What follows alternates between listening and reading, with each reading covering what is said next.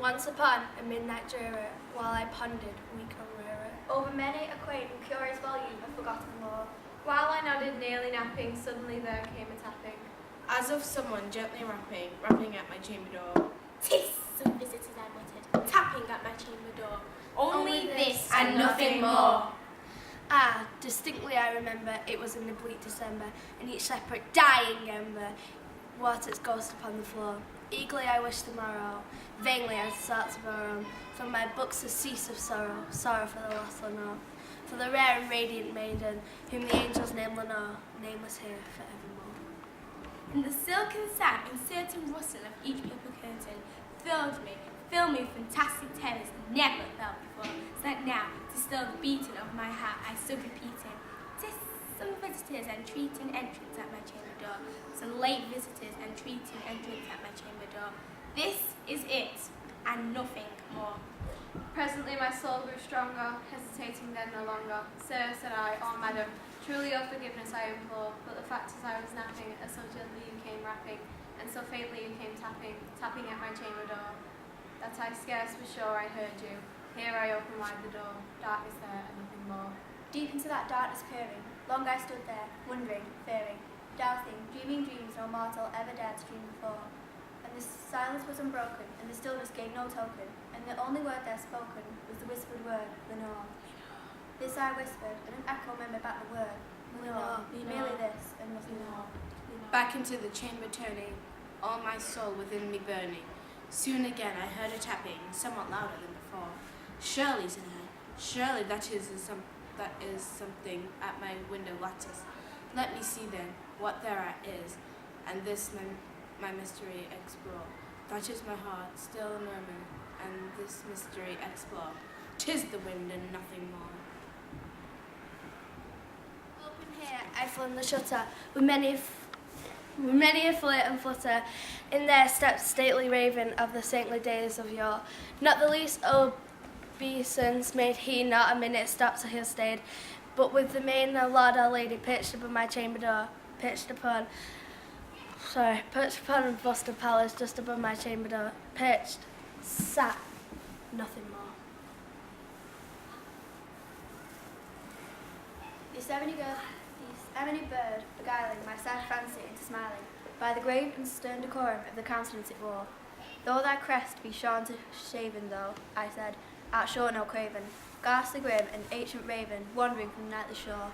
Tell me what thy lordly name is on the night's Plutonian shore." Quoth the raven, "Nevermore."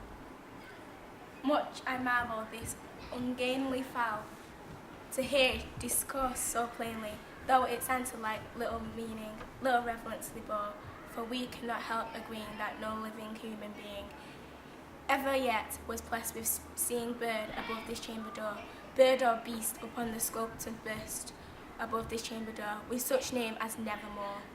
But the raven, sitting lonely on the passive bust, spoke only that one word, as if his soul in that one word he did outpour. Nothing farther than he uttered, not a feather than he fluttered, till I scarcely more than muttered, "Other friends have flown before, on the morrow he will leave me, as my hopes have flown before." Then the bird said, "Nevermore." Startled at the stillness broken by the reply so aptly spoken, "Doubtless," said I, what is only its only stock and show, caught from some unhappy master, him unmerciful disaster, followed the fast and followed faster, till his songs of one burden bore, till the dirges of his hope that Macaulay their burden bore of nevermore. But the raven still beguiling my sad fancy into smiling. Straight I wheeled a cushioned seat in front of the bed and bust and door. Then, upon the velvet sinking, I betook myself to linking, fancy onto fancy, thinking what this ominous bird of yore, what this grim, ungainly, ghastly, gaunt and ominous bird of yore meant in croaking nevermore. This I sat engaged in guessing, but no syllable expressing, to the burning to my bosam's core. This and more I sat divining, with my head at ease reclining, on the cushion's velvet lining, now on the lamp lit floated over, but his velvet lining with the lamp light glowed too. Distinctly, I remember it was in the bleak December, and each separate dying ember worked its ghost upon the floor. Eagerly I wished the morrow, vainly I sought to borrow, for my books a cease of sorrow, sorrow for the lost Lenore. For the rare and radiant maiden, who the angels name Lenore, nameless here forevermore. Silk and sad, uncertain rustling of each purple curtain thrilled me, filled me with fantastic terrors never felt before, so that now, to still the beating of my heart, I withstood repeating, "'Tis some visitors entreating entrance at my chamber door. Some late visitors entreating entrance at my chamber door. This is it, and nothing more."